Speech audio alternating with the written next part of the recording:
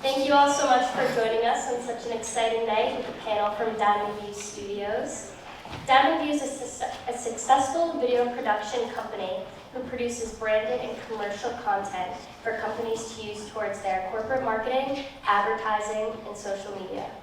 They work with popular brands such as Amazon, Adidas, Publix, and Tampa Bay Sports, and so many more. Tonight we also have the opportunity to hear from Harness, which is a software delivery platform. To give an overview of tonight's agenda, we'll begin by having Scotty give an overview of Harness and some internship opportunities. We'll then begin with Diamond View's panel, where they'll be dissecting how each department works together in the video production process. And lastly, we ask for you all to stay for just a couple extra minutes so we can recognize our graduating senior members and leadership team. So Scotty and Zach, could you please come up here for Harness' presentation?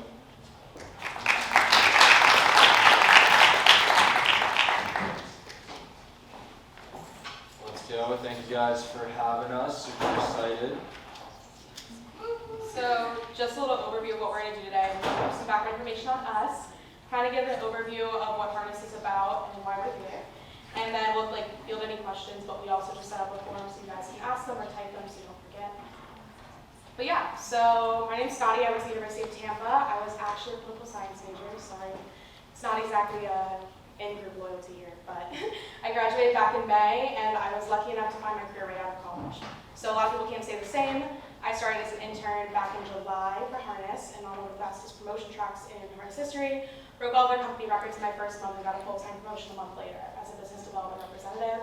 And as of now, I just became an account executive in March.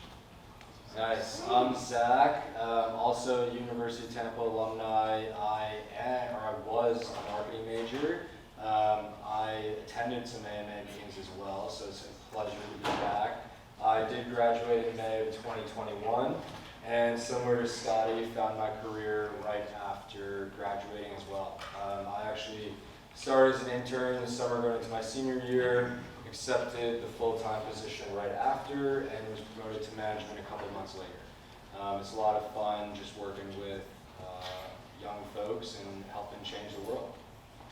So what is Harness? What do we do? How do we help? Before we talk about that, I want to talk about who we are. So there's really three key pillars to our Harness culture. We love to make an impact. We're always giving back, doing something bigger and better than ourselves, considering we work with thousands, hundreds of thousands of nonprofits. We also like to have fun. We're a bunch of young, hardworking professionals who like to have a good time. You can check out the pictures as well. We all got smiles on our face. And then lastly, we like to make money, right? We're working with nonprofits with the for-profit salary, so it's a lot of fun. Simple up term, basically, we like to work hard and play hard. So what do? Well, we're one of Tampa's fastest growing tech startups. We're in the Sykes building downtown. We were founded in 2016. We're a vertical software as a service company, and in simple terms, we're a loyalty software. We work with nonprofits, help them gain as many recurring donations as they possibly can.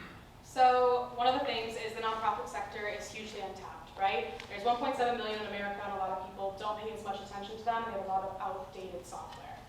So the main problem with what we tried to answer is that the current approach to fundraising and the way they generate revenue is resulting in nonprofits to lose 95% of that revenue each and every year.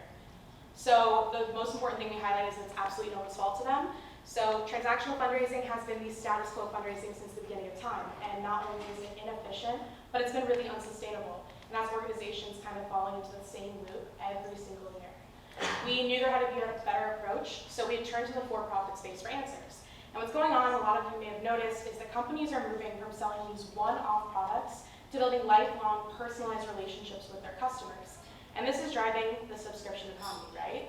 When you look at these logos, think of these brands, you're not thinking of the payment aspect. It's what we're used to, right? Set and forget, out of sight, out of mind. What you think of is the experience and what it has to offer. So movies, TV shows, music, food, whatever that service brings to the table. One of the best examples of this that some of us might be aware of, raise of hands who knows what Blockbuster is? Let's go, we love that. I think there's one still left today and it's like a museum.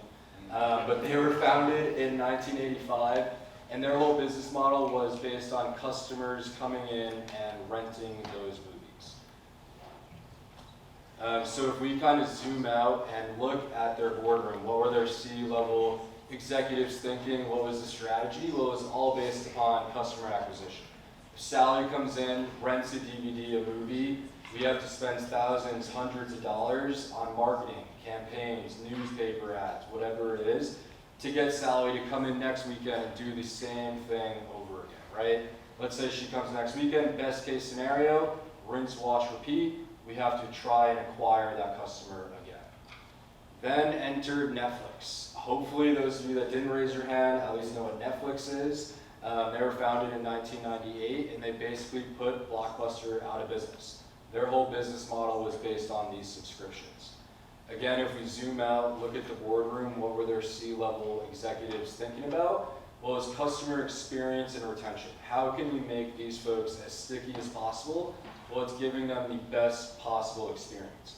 We've all witnessed the Netflix growth, right? They started mailing DVDs to our house, then they became living and breathing on your television.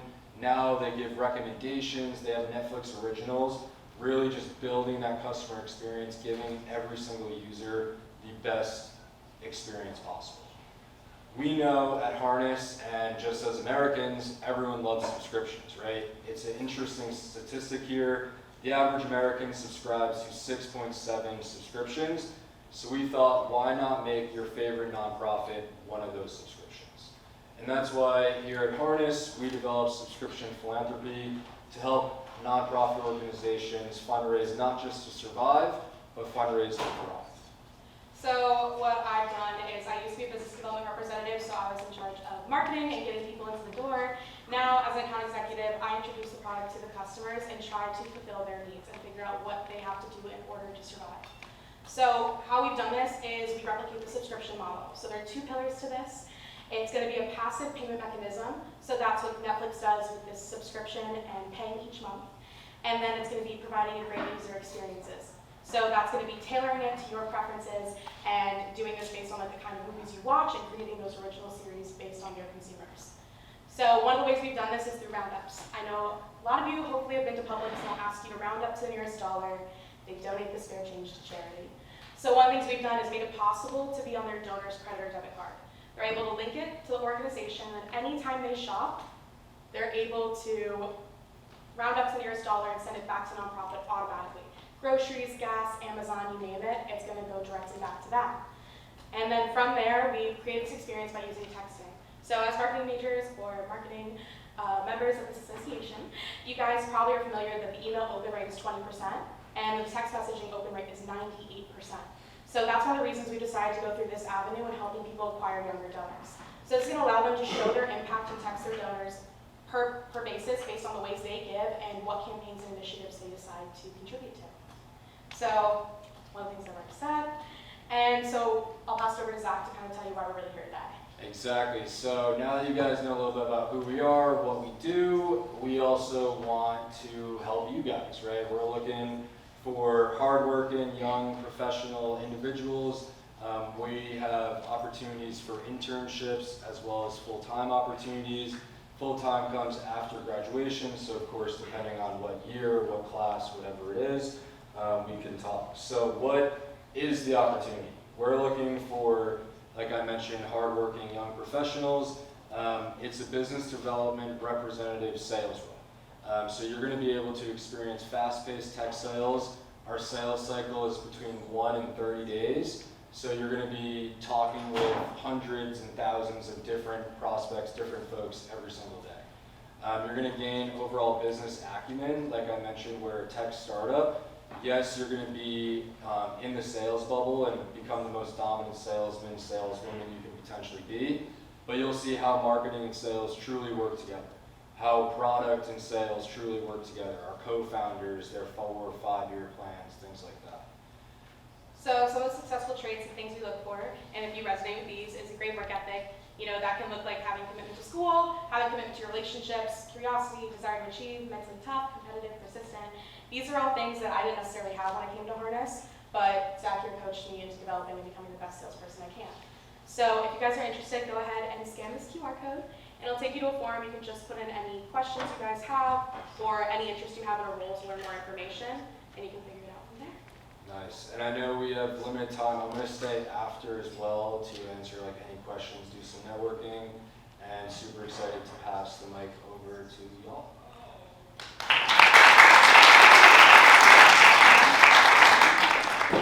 We actually did a video for Harness probably like 5-6 years ago at this point. So it's fun to see you guys grow, so that's awesome. Yeah, full circle. Scotty and Zach, you guys want to come sell videos for us? Yeah. Awesome. Well, yeah, thank you everyone for coming out. You know, we're Diamond View. Got some awesome videos to show you guys tonight, as well as talking through, you know, our process in production. But first, we just wanted to start with showing our demo reel.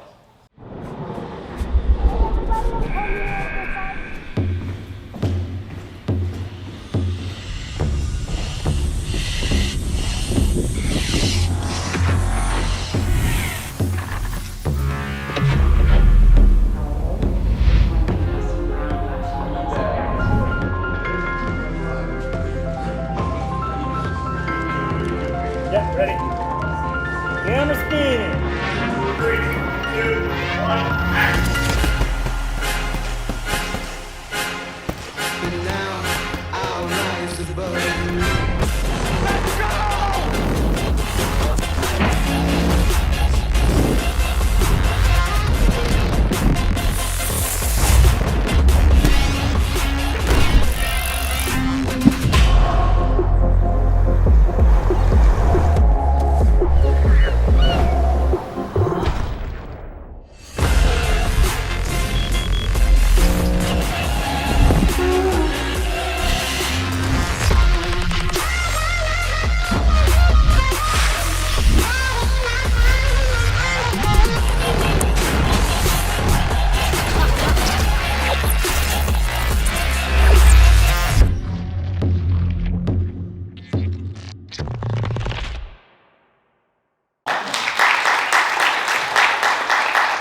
All right, yeah, well, thank you guys. Thank you guys for setting this opportunity for us to come be out here, because we, the day-to-day hustle, we don't get a chance to sit back and kind of come up here and be able to tell you guys how we got here, what our process is, so it's kind of nice. And you guys set this up for success. So we've got everybody, got all the main playmakers here today, and we're excited to be here. And as you can see, there's a few of our clients up there that you guys saw in our demo reel, which is one of our favorite pieces that we showcase to prospective clients. And so maybe we can start off by introducing ourselves and kind of go down the line. I'll start it. My name is Anthony Santa, and I'm the Director of Sports and Entertainment at Diamond View. Like who is Diamond View? No, you. Oh, my background. Okay. Like a quick, you know. Yeah, so I've been with Diamond View for about 10 years. I started in Director of Business Development, going door to door, nobody giving us a chance to sell any kind of video. So our first sector that we started working with was in nonprofit, because they had the most dynamic stories and had at that time, and I think it's still relevant, some of the smaller budgets. And so we had an opportunity to do a project that was almost pro bono and a really cool story.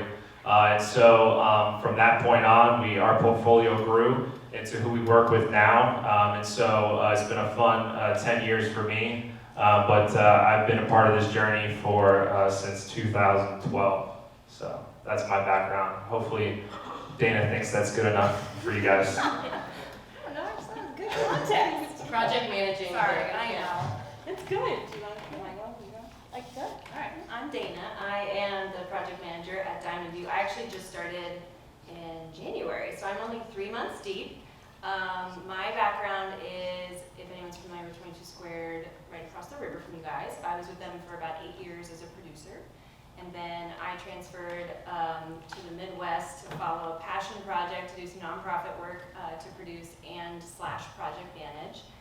Did some short films up there for about 1.5 years and moved back down here to be with my family and project managing strictly for Diamond View. That's my background. I'm Kyle. I'm a producer at Diamond View. I mean, I know. absolutely. You We're here. went to UT, right? Yeah, I went to UT, so I graduated in like 2010, and I kind of just bounced around doing freelance work, worked for Lightning, then I worked for Ashley Furniture for a while, doing their video production on national broadcast, and I finally moved away over to Diamond View about 2 years ago. So yeah, been in the industry for 10, 15 years. I'm not gonna say how long I've been in the industry, we're just gonna skip it. But I'm Vanessa, I'm a director at Diamond View. Been with Diamond View for 5.5 years now, and have loved it. And kind of seen some growth in my career personally at Diamond View. I started there actually as a production coordinator, which is kind of a producer's assistant. Ended up becoming a producer, which Kyle will get into later, but handles the logistics of things. And but my passion was always in the creative, was always in the storytelling, and I eventually worked my way into directing, and now I'm doing that full time. And I love it. And that's it. I'm Kayla. I'm an editor at Diamond View. I actually started off as an intern just before my senior year in college. And then as Diamond View was growing, they found a need for a marketing editor. So I did work in the marketing department, hired on as the marketing editor, and then eventually moved into post-production as a video editor. Awesome. Hey guys, Will Shanahan. I'm the creative director. I don't need to lean in. I've been at Diamond View for like 8-9 years now, and I started off as a director. I was a director for about 5-6 years, and transitioned into a creative director, a role that I really like. Before Diamond View, I worked in New York a bit. I interned for Dateline, which was a good experience in news. I knew that I wanted to do something more narrative, commercial, and more film oriented. So, but I did want to say before we get into. Oh no, Jamie will intro. Just really want to say quick that we have some videos to show you guys tonight, but feel free at any point if there are any questions. We're here for you guys to answer any questions that you might have. So definitely speak up throughout the presentation. I'll turn it over to Jamie. Yeah, so I'm Jamie. I'm the marketing director here at Diamond View. Before this, I was the national brand manager at Mission Barbecue for about 7 years, and then in about year 2021, I was interning at Diamond View because I always had a passion for video and marketing. And then that kind of turned into a full-time gig after I graduated with my master's in marketing. So yeah. Awesome. Before we get into some videos, I think we'll kind of just talk a little bit about Diamond View. Are you guys familiar with Diamond View at all? Anyone know about us? No? Okay, awesome. Yeah, so we're obviously a commercial production company, creative agency based out of Tampa. We are full service, so that means we take projects from concept through completion, and we have a lot of people on staff, like directors on staff, producers, and that's definitely one thing that makes us unique. We have a team of about 25-30 people, so you don't typically find that a lot with video production companies. That's more of an advertising agency strategy, but that's just kind of the lane that we're going down, and we found a lot of success with that strategy. So it's a lot of fun. We work together a lot. A lot of our crews are the same on our shoots, so we have a good thing going. Well-oiled machine, you could say. Anthony. Yeah, so that's our building up there, the Dream Big mural, which we also have a nonprofit called the Tampa Foundation. And its goal is to spark inspiration through art. So there's a lot of murals across the city of Tampa that we've been a part of. So our first mural was our own Dream Big. In regards to how our partners come to us, it's as Will mentioned, we've got internal directors, producers, project managers, and editors, so we could take projects from concept to completion. So partners will approach us and say, hey, we've got this video idea like Harness several years ago came, and we helped develop a concept, pitch them on the idea. We go and shoot that project, that concept, and then team members that, like Kayla, finish it and do the editing. So that's one route that partners will approach us. Another is they have this idea, they have the script, the visual, the visuals kind of already worked through along with the script, and so we just go and execute what their vision is. And so Majority of our work is on the first option, where we're developing a lot of our concepts and ideas, which is head up by Vanessa and Will and the creative team. It's collaborative amongst all the team members, but they kind of lead the ship on that. I don't know if you guys want to touch on some of that creative process. The creative process. It's every time it's something different. Another piece of the puzzle that I do want to mention is ad agencies we work with as well. So an agency represents a company, and maybe they have an idea and we're there to execute on their idea. There are these kind of 3 tiers of creative that we work within. So sometimes we're just executing and we add our little spin to it, we add our take on it. This is how I would make your vision come to life. And sometimes we have to create from the ground up, and both are really incredible experiences. And sometimes creating from the ground up is hard, and you rack your brain and you can't figure it out, and then boom, an idea comes to you. I don't know what that process looks like other than like sitting in a room and pulling your hair out. Sometimes it's collaborative, sometimes it's really like a solitary kind of thing. It all depends, but it's fun for sure. It's the best part of the job. Yeah, it's definitely a lot of fun, and honestly, like we've been around for 15 years, just over 15 years. It took us a long time to get to this point where companies would trust us with coming up with creative. Even 5 years ago, I think that people were just coming to us to execute, their ideas, and so it was a big step for us as a company when we could actually, show our approach or even just pitch creative and, execute our ideas. So it's a lot of fun. Yeah, maybe go check out some of the video work. Yeah, and you want to talk about virtual? Oh yeah, this is a good one. So we have a studio in Tampa. It's now under View Studios, but if you guys are familiar with Mandalorian, have you guys seen Mandalorian? Yeah. Star Wars. Okay, awesome. Right. So did we. So when the pandemic happened, we were stuck because all of our shoots were travel shoots.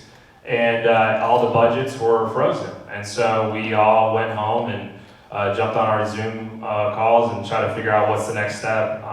And we had started exploring with LED panels. And so we went ahead and took a calculated risk when everyone's kind of cutting costs and trying to think through how to freeze any spending. We were spending a lot.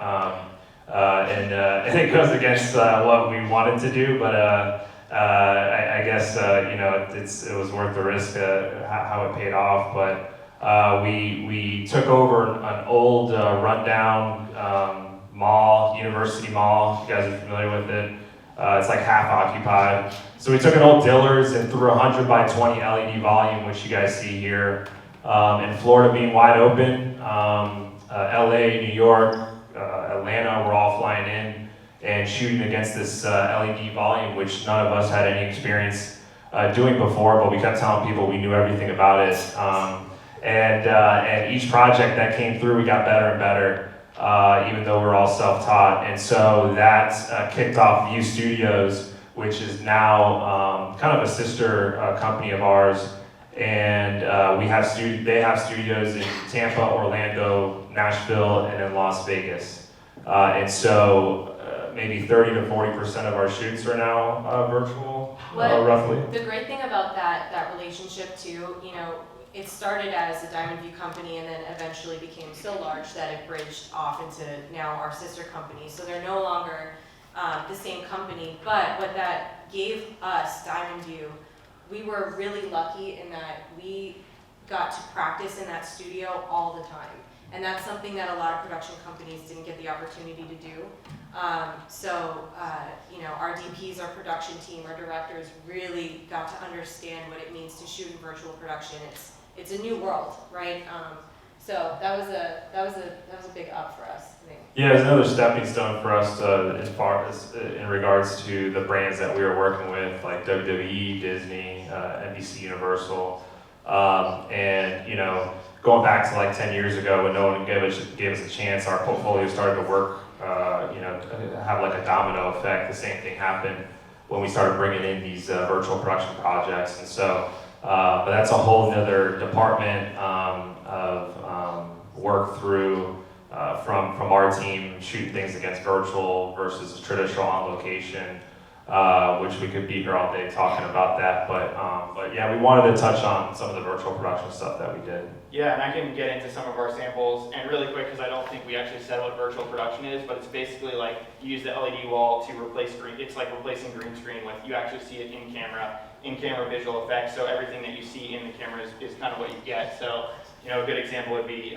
this image here. So, you know, it is a little abstract, but the LED wall behind them is the desert. Same with this, you know, a road. So it's basically transporting the subject into really any world that you want, whether it's abstract or photorealistic, and you know, it actually is like they're there. And there are a ton of benefits, but one of them is reflection.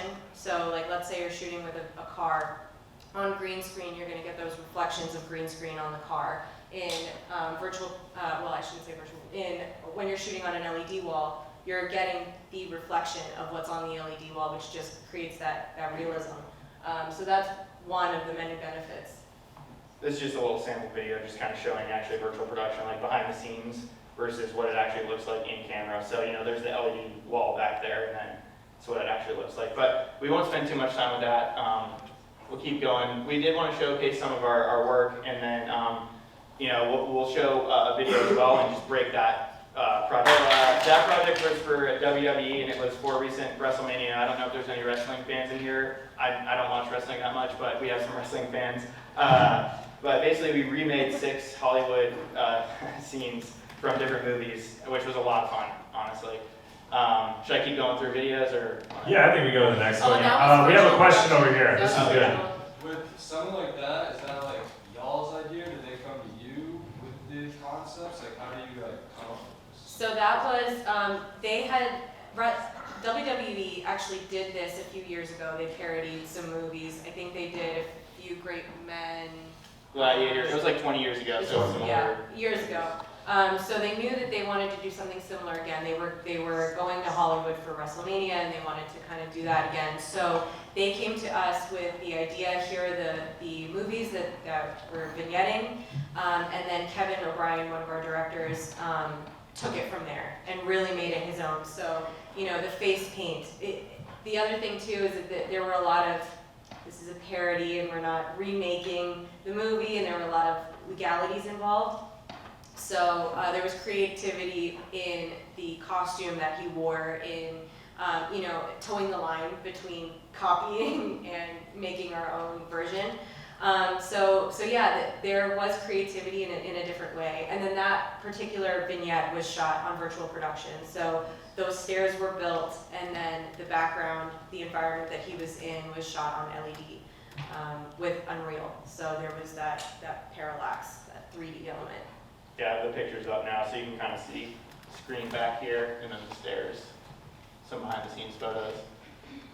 And yeah, that was a fun one. We shot some ones on location for that too. We actually did Stranger Things as well, so that was a lot of fun. That was actually the cover image in this deck. But yeah, I'll keep moving along. So another big part of what we do too is on location shoots. I know we've talked a lot about virtual, but that's, you know, that's typical production on location. And another big part of what we do is storytelling.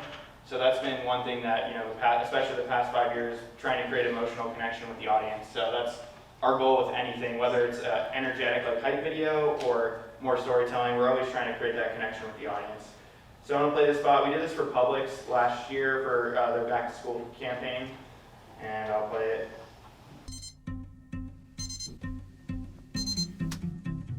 Alicia, first day.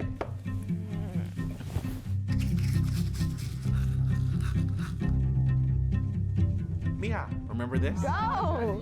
Stop!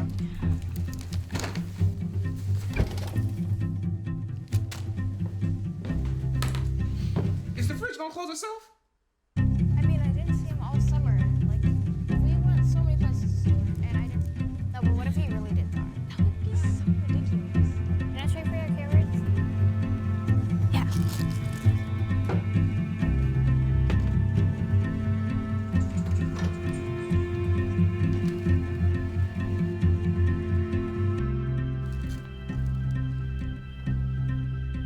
Is the fridge gonna close itself?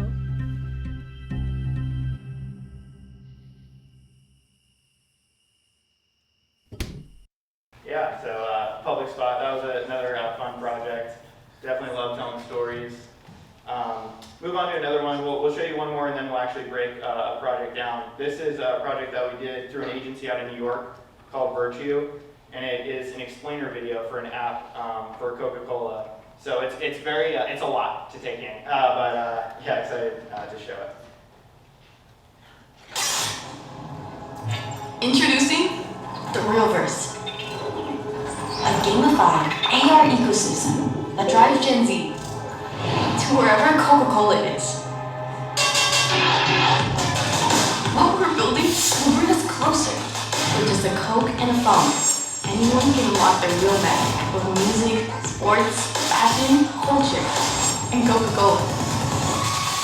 It links the world you love to the world you're in. And to enter the Realverse, just gain a Coke product or access point. Anywhere in the Coke infrastructure, anywhere in the world. Wherever Coca-Cola is, the Realverse is. We're talking vending machines, fountains and convenience stores, to crypto, music, fashion, and gaming. The Realverse lets you bring all of yourselves into the real world, online you and offline you, to make real magic connections with others. The Realverse brings everyone and everything together to create a community. And that's real magic.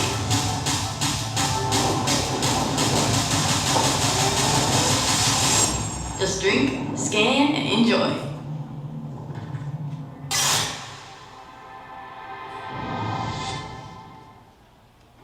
Great. So that was all shot in a virtual studio as well, so nothing was on location there. And then last project I'll play is what we recently did for our Orlando Pride soccer team, and this is a project that we'll kind of talk through the whole process.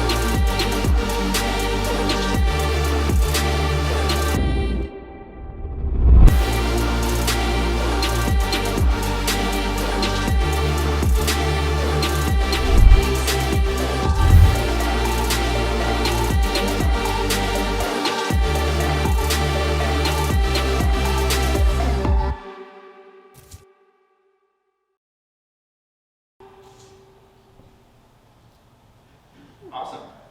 Cool. So yeah, this is a good project here. We can kind of break it down through the departments.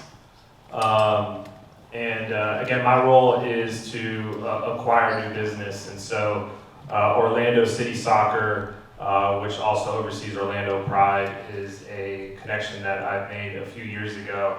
And a lot of who I go after are outbound leads, which are leads that aren't calling us by phone or contact form on email. I'm going and actively trying to pursue brands and contacts that I think would be a good fit for us.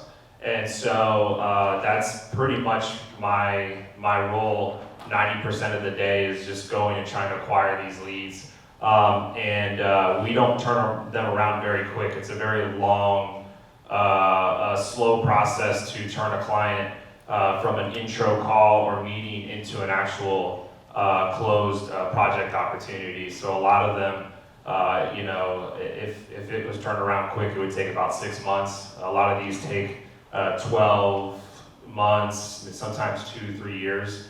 And you're just kind of waiting for that opportunity. A lot of them have their video vendors. You're waiting for them for that video vendor to maybe make a mistake or something that they just, we can kind of come in and say, all right, well, we could do it better. Or one of our early routes was just like, let's take your smallest budget project with the shortest turnaround that nobody wants to take on, and we're going to turn that thing into something really nice. All that to say, now that we've got a lot of clients in sports entertainment, I'm very active in those industries. So Orlando City is someone that we've done projects with this season and the last season, but I connected with them close to 4 years ago. So that is kind of how they came in, and then maybe we can kick off creative. Yeah, is this, yeah. yeah, this mic's on. Awesome, yeah, so Anthony, I think you mentioned earlier, clients usually come to us with either no idea of what they want to do, maybe some type of brand campaign that their mission, and then we kind of take it from there, or they'll have an idea and, you know, one of our directors would put together a treatment and we kind of go out and try to win that way, show our approach to the project. But this was one where, you know, they had their season campaign. This was a kit launch, so this video is actually promoting the jersey. It's like a jersey reveal video. And so they had a general idea, but Vanessa actually, you know, took that and turned it into this. So maybe, Vanessa, you can talk a little bit about that. Yeah. So this was an interesting one. Like Anthony said, we worked with them last season. And what's unique about this brand is that they're always looking to create a story out of their hype video. That's super rare. Usually you get to shoot with the players and they stand there and look cool. I'm thinking baseball, they just kind of stand there and they look cool and that's it. It's just like a lot of lights and cool look and whatever. But with Orlando Soccer and Orlando Pride, they have a story that they're trying to tell. And this season's kit was inspired by a group of artists from Florida called the Highwaymen. I'm not sure if you've heard of them, but they were a group of African American artists here in Florida that were active around the 50s and 60s into the 80s a bit, but they were unable to sell their art in galleries because they're African American. So they would sell out of the trunk of their cars. They would knock on doors and sell out of the trunk of their car. Therefore, they got the title, the Highwaymen. There was one woman in this group of men. I can't remember. I think it's 8 now, and she was the one woman, Mary Ann Carroll. And so Orlando Pride took this inspiration from her, and the kit has, you know, some paint strokes and, you know, this feeling of artistry in the kit, and they wanted to essentially pay homage to her. So they brought us this idea, and I said, "This is amazing. I love this. This is such a beautiful story. We're paying homage to some really beautiful people, but how do I make soccer and art come together? What do I do?" So there were, to be completely honest, there were a few versions of this, and we weren't hitting it on the head until the third go around. And I thought of it as, you know, what if the players are the art? Their artistry is the game that they play. It's the way that they play. It's their movement, and then that kind of feeds into the kit itself being art, right? So there's just this kind of like play with that. And had this idea of kind of framing them in these empty frames and having them juggle the ball, and maybe they're painting too, and you know, it kind of just gained momentum from there, and it became what you guys are seeing now. So what was cool about this too is that that's a lot to just get from watching that video. But they sent out a press release to go along with this. Their social media went along with the idea as well. So there was a whole kind of branding campaign around this idea, and they had a super successful launch. So that's a good example of our own creative being kind of thrown into this wild world and making something really unique. And then, I don't know if the project manager produces. Yeah, I'll actually say one other thing about creative too, just on the front end, definitely working hand in hand with Anthony in the business development. And I feel like there's never been a situation where we're working on a project and it's just like the budget is perfect and the creative can just be whatever you can imagine. So I feel like we're always working within some type of scope or box, which I actually think, you know, that's kind of better for creative because it allows us to problem solve. And I know we're talking about creative in the sense of concepting, but I feel like all of us are really creative in like the way that we're handling the problems that we have to solve for our client in order to make the project happen. That's what production is, honestly. It's a lot of problem solving from the initial concept all the way to the delivery. So that's, you know, one thing to kind of take away from it. it's definitely fun. A lot of hours spent in all phases of the process, but Well, then Yeah. it's okay. So we have this creative. Now, how is Kyle, the producer, going to execute? yeah, Is he good gonna- luck. And I think like one thing too, we kind of skipped over very quickly here was when we get the project, there's a lot of logistics goes in before we hand off to creative and before we get to the fun stuff of it. And that's kind of where Dana comes in. Yeah. Kind of starts saying stuff. So kind of what Lo was saying, there's not really any two projects that look the same, honestly. So for me, I'm really lucky as a project manager to come from a producing experience for, close to a decade. So I can look at a brief or an idea from a client and look at a timeline, look at a delivery date, and sort of break it down and figure out what the scope is, what type of front-end work does the producer need, what type of back-end work would Kayla and the editing team need, and sort of set those client expectations up front. That's kind of part of what my role is to really identify what the scope is and how to best execute it from an internal and external perspective. And I also help just manage that whole process. I would say Anthony does that too from a client lead. He didn't totally mention that, but he does kind of that client interaction, client relationship building, because just as much as we internally have to meet those like timeline milestones, so does our client. If we don't get XYZ, we can't do our job. And so it's really part of what we do is build that relationship, build that trust, kind of just set that expectation with the client and sort of also with the team. And I'm the one who knocks on the door and say, hey, just a reminder, this is due today, what can I do to help you? Kind of help break down and problem solve. And again, I'm lucky with my experience that I can sit in a room and help problem solve those things and figure out how to pivot if, let's say, a client doesn't meet their expectation. So my role can be very challenging in that way to find that balance of being a pest and being a teammate and helping collaborate. But it's really, really fun. I think to Will's point, I also feel like what I do is creative because it's a lot of like logisticizing and problem solving, pivot through creative solutions.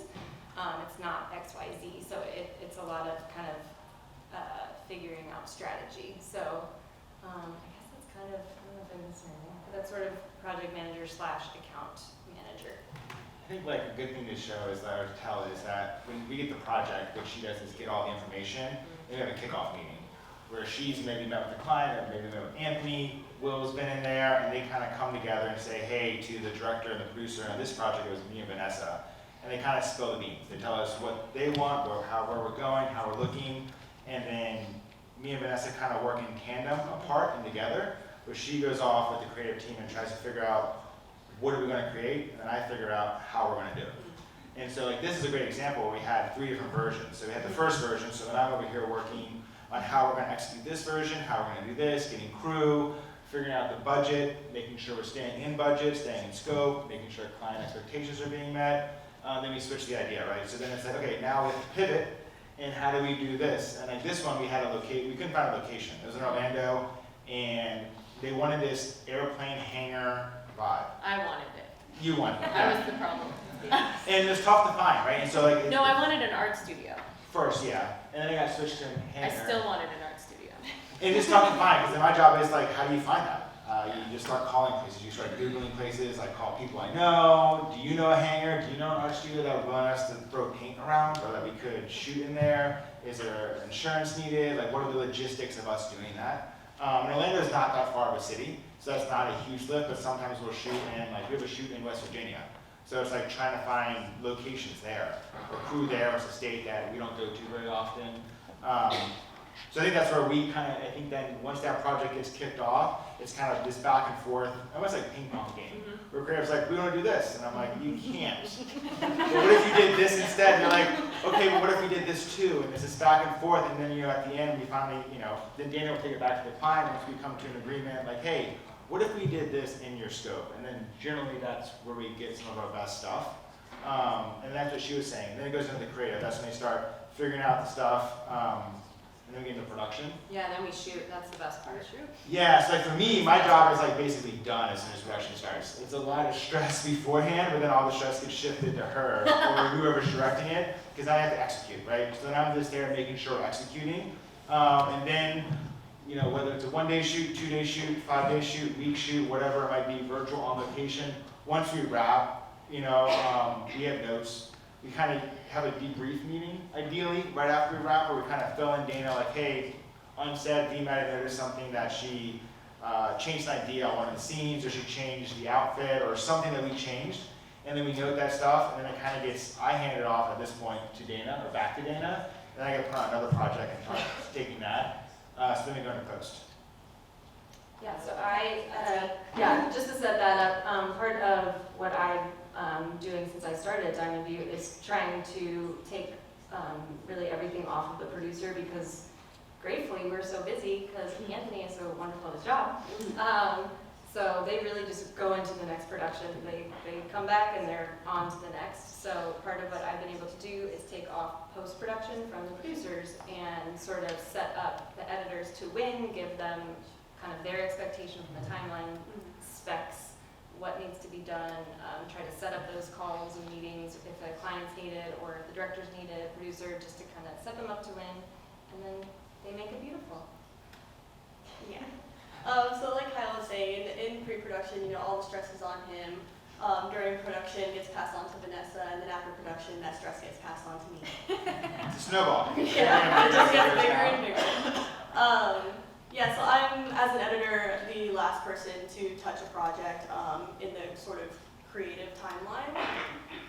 For this project, I was super excited about it. I used to live in Orlando, I went to UCF, and I used to work at their stadium. So I was super excited to work on this. I think the biggest challenge I had was the timeline. This was a very quick turnaround with a lot of deliverables. Like a day. Yeah, like a literal 24-hour day. Literal 24-hour day. I had to look at all this footage, hours and hours of footage shooting with all these players, get the creative vision from Vanessa, talk about everything that happened in production, anything that was different, and then turn around something the next day. But you killed it. Thank you. I'm trying to think of what else to talk Yeah, about this project. good question in the meantime, yeah. You were just mentioning the timeline. What was the total timeline between like your kickoff meeting and then by the time it announced? So this one was an interesting one. That's a great question. They vary, right? Yeah. And sometimes it can be okay, so this one in particular, they kicked off the call with us in December. We shot in March. That's long. That's a really long time. But there were creative variations, and we shot for their male team as well, and we shot with them in February. So this is a super interesting one because of that. But it had a longer pre-pro time, I'd say, but a really short. So by the time the thing with this is that their players had to be available, all that. The kit itself had to be ready to be shown. It was not ready. I think it was ready like the week we shot. It was really crazy. So we shot on that Friday, and then they needed one of their deliverables by Tuesday, and we're off on the weekend. So that was a crazy end turnaround. And the sports team is very unique too, so we're trying to capture the players.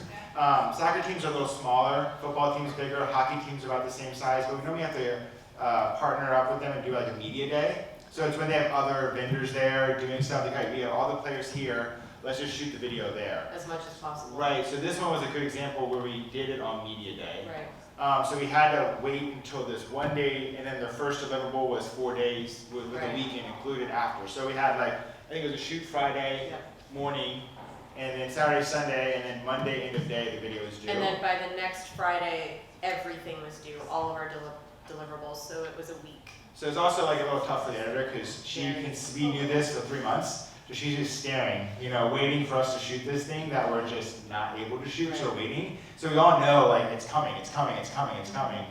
But there's this like part that we can do is set her up with like, what's the music selection? Yeah. What's the template gonna look like? What is the graphic design that's gonna look like? If we could do all those things to prep Right, yeah. that team, Yeah, then, we collaborated on music for her, yeah, which was then it really becomes a helpful. little easier. Music is huge for the edit. Mhm. But then there are some projects like our West Virginia one that Kyle and I have coming up that we've had a few months of pre-pro on.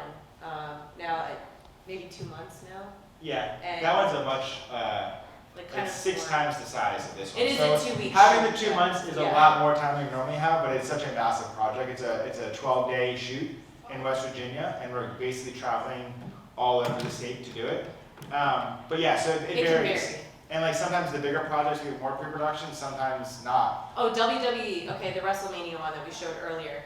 From the time that they called us and said this project is on and poppin' till the delivery was 2 weeks. And It was I'm insane. sorry, 2 weeks till the shoot. Yeah, it was We had insane. 2 weeks of pre-pro time. That is absolutely insane. It was a huge strain on everyone.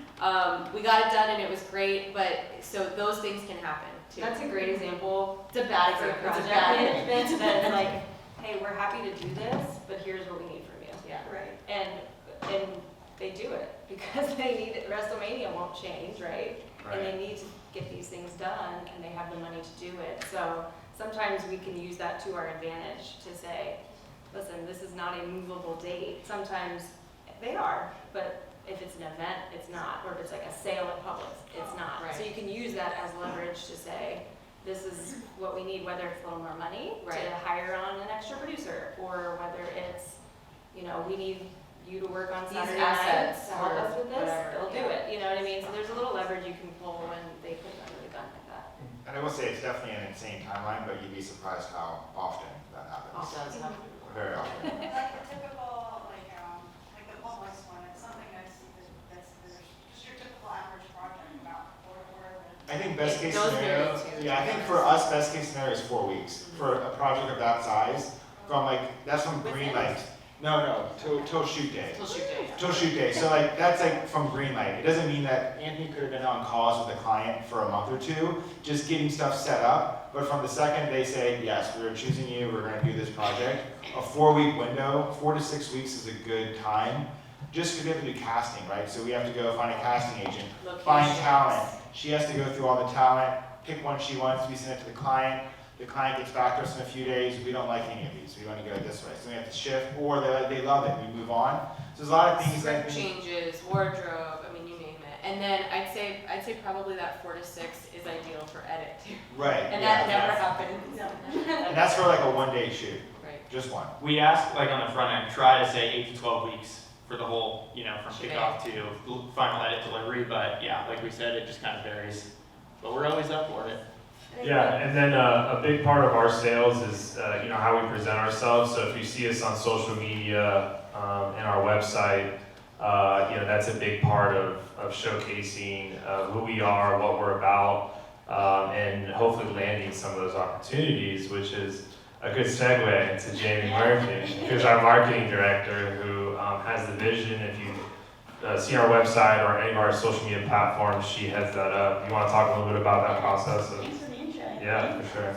Yeah, so in our video production process, it ends at the editing room, but our whole entire process ends with marketing. So once the video is done in post, then it goes to the client, and then we get the client's permission to repurpose their videos. So then, once we get that, we post it on our social media, we post it in emails, we put it on our website, we write blog posts about it, PR, and then we also do other fun things with the videos. So we create behind the scenes videos, we create case studies, director's cuts. Actually, I think this is a director's cut. This is the director's cut, yeah. Yeah, so Kayla did this director's cut as well. And then we just use this material to kind of spread the word about our talent here at Diamond View. And then also, it goes into sales materials for Anthony, and then it's like the full circle. Yep. Yeah. And I know we're getting close to time here. Any other questions? Yeah. So you are all video experts. So can you tell students, marketing students, especially if they're marketing majors, why is video so critically important to understand as a marketing student coming out and going into the marketing field? Why is video so powerful? Why is it long lasting? Why is it highly effective? Why should they pay such close attention to it? That's a really good question, and I know Jamie has a statistical answer that's really Yeah. good. Video is one of the highest form of consumed content. So every brand, every company, even any individual who wants to promote themselves should always use video because it has the power to deliver a message shortly, concisely, and it delivers emotion.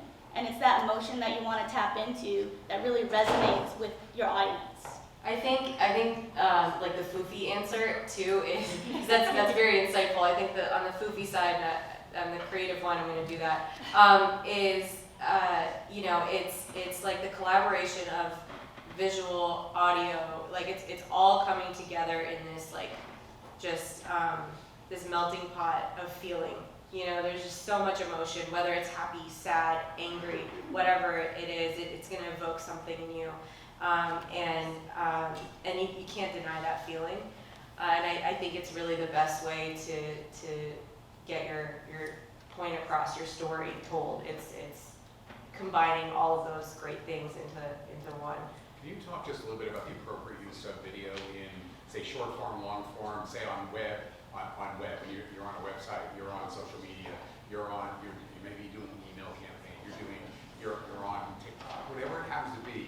So you've got all these different forms. Everybody today is a videographer and editor and producer, right? You have a smartphone. Everybody thinks they can do that. Why can't they do that? And then when can they do that? And then how's the best way to use long and short form content, and where should you use it? I think it really depends on context and what you're trying to market, right? So we talk a lot about this with AI, like where for our job security or like where's our industry going with AI creating video content. I mean, the imaging of AI is already insane, and so I think it's just like fast. People are looking for very quick, lots of ads, fast stuff. That's where I think you get more of that user-generated stuff. Where it's less story-driven, it's more of like quick, like buy this, look at this, go to Wawa, go to Target, I just got this, influencer-driven. I think where we come in is where we're bringing you that story, that emotion. I feel like what those short-form stuff are missing is context. And I think what we deliver is a story. So whether it's this jersey reveal, the WWE thing, we're trying to invoke emotion, we're trying to, you're committing to spending time with us. I think it's also, exactly, and I think the benefit is you're getting a team of people producing your video. We are just some of that team here. It takes, anybody can pick up their phone and shoot something, and we see it all the time. And that's fine, and sometimes those things can be some of the most powerful pieces of content that you've seen. But when you have a complex story to tell, or you really need to evoke something particular, you've got a team of people researching and finding the best song, the right song, finding the right production value, that all those little details that you don't get from somebody just holding up an iPhone. So students often today are being asked to video themselves, like do a 2-minute elevator speech of themselves. And I actually assign in classes, and most of them are like scary. You'll have them film up in the corner where, the fans go whoop, whoop, whoop, whoop over their head, or they'll film and the bathroom doors open, the toilet lid's up, and there's like the towels on the floor. So can you give some, to amateur video people who have to make a video of themselves and represent themselves, say on their own website or on LinkedIn or do something like that, what are some best practices that you can give to students? Anthony? I got some. Yeah. Definitely, trying to utilize natural light when you can. So like going near a window and just filming with the window lighting you, and then make sure the lights in your room are off. Every light has a different color temperature, and especially on your phone, it looks funky when the color temperatures mix. So just trying to eliminate that, trying to control the lighting as much as you can. So that really is what it is, making it look good. Like we could shoot this with our phone if we lit it a certain way. It would still look really high quality. It's just about how you light it. And I'd say, like a side light, like maybe stand next to the window, don't stand in front of it because you'll be backlit and a silhouette, and if it's right in front of you, you'll be front lit and probably blown out, so like a nice side lit, real natural light. And then horizontal, flip your freaking phone sideways. That's a big one. Yeah, audio is a big one too. Audio is So shut off the fan, close the window, make sure it's quiet. No Clean up your room. Yeah, that's right. Clean up your room. I think it's take your time. We were just talking about how it takes 4 to 6 weeks of pre-production to do a 1-minute video, and then 4 to 6 weeks editing. We probably have about 30 people that touch a video, so like you're saying, the toilet seat itself, we have somebody that looks for that in the monitor, and puts the toilet seat down, or we have someone that cleans the room. So if you're doing something like that on your own, I think it's just taking your time. Don't do it last minute. Spend some forethought. Think about what your background's going to be like. Make sure you're wearing something that you feel comfortable in. Check it. Film yourself just talking randomly. Don't actually film the video. And look at it. Watch yourself. Watch your mannerisms. Look at the background. The lighting. Look where the lighting's coming from. If you have a window, use that as your key to naturally let you on your good side. And just taking your time.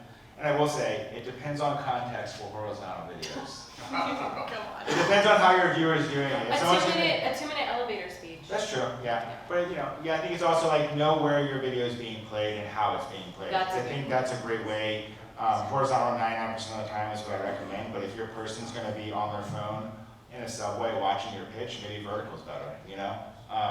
But that's a thing you should know. Be prepared for. One last very quick thing, and anybody else can ask a question.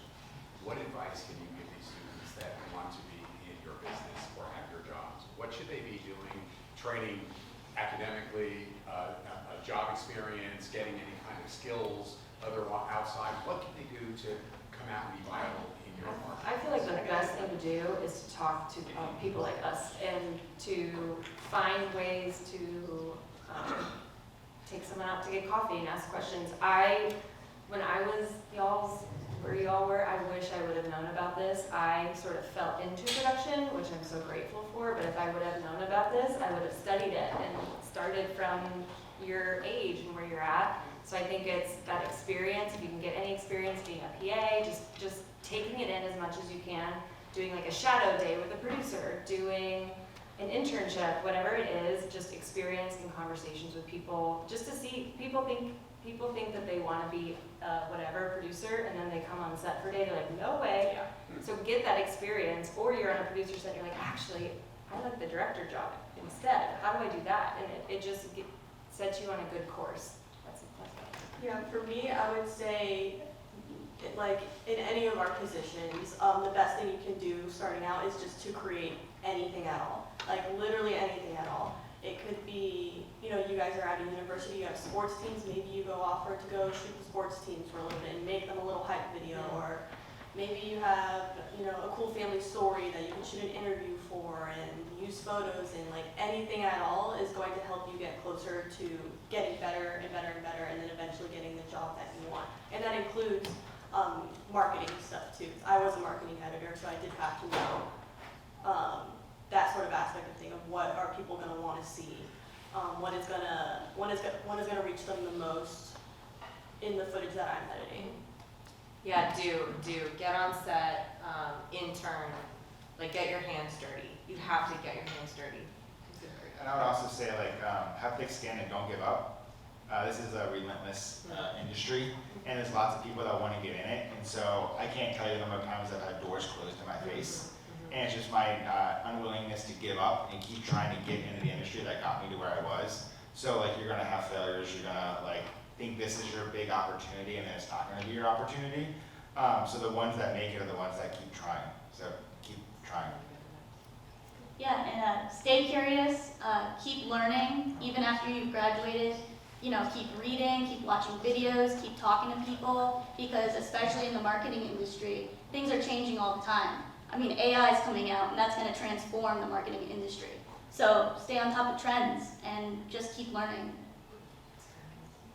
I would also add that presentation is really important, just how you present yourself. And you know, learning how to, I'm sure if you're trying to create something, you have a vision, learning how to lobby for your vision is really important skill, because we're always still lobbying for our vision, like trying to convince the client or whoever it might be that this is the right decision, this is why it should be this way. So that's something you can start practicing now, and just like having firm belief in your vision and just like kind of going with it.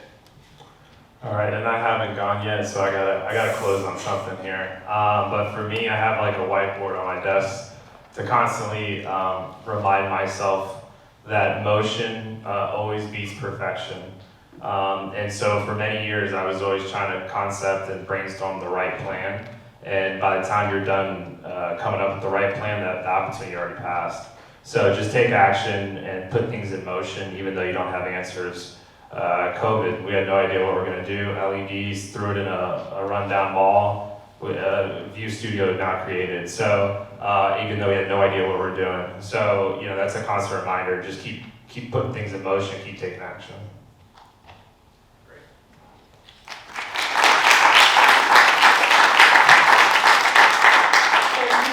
And thank you, Harness, so much for coming tonight. So now we're going to take a couple of minutes and we're going to recognize our graduating seniors, our members, and our leadership team. So I apologize in advance. Well, first of all, could Jody please come up here with the cords and medals, please?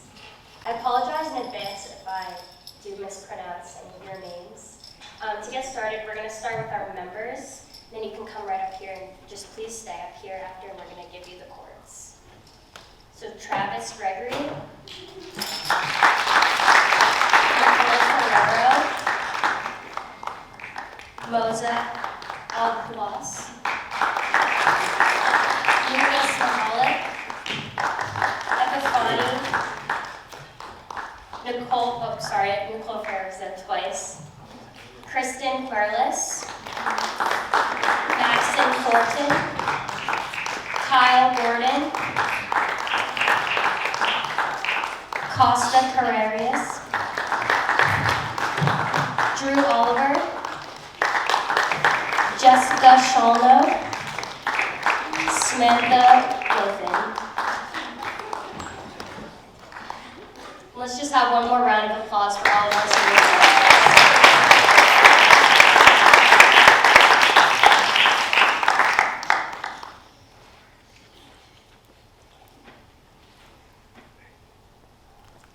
You guys can be seated. Congratulations. So now I'm going to call up our president and our executive vice president, Haley and Eva Romke, and they're going to introduce the rest of our leadership team. I'm also apologizing if I butcher your guys' last names. Caitlin Chavette, Morgan Murray, Emma Warner, Connor Seawright, Carolina Ozen, Jadira Navarro, Pietro Vacanti, Beckett Thompson, Jenny Boyer, and Anna Shaw.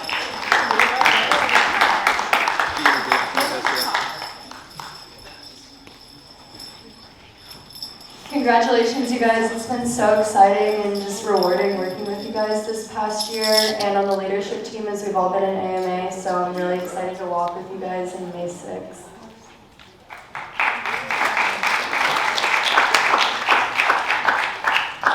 And I just want to thank Haley Hafner and Eva Romke. Being president and executive vice president is a never-ending job. You are constantly busy. I'm harassing them all the time, and they're probably 10 years older because they know me, and I apologize for that. But they're tremendous people, and I'm so thankful that they were here. So thankful for all of these incredible leaders stepping up and doing an amazing job in so many different ways. I will never forget any of you, and thank you very, very much for stepping up and being leaders.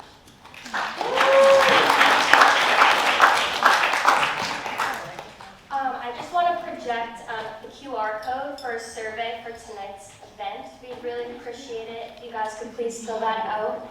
Thank you so much.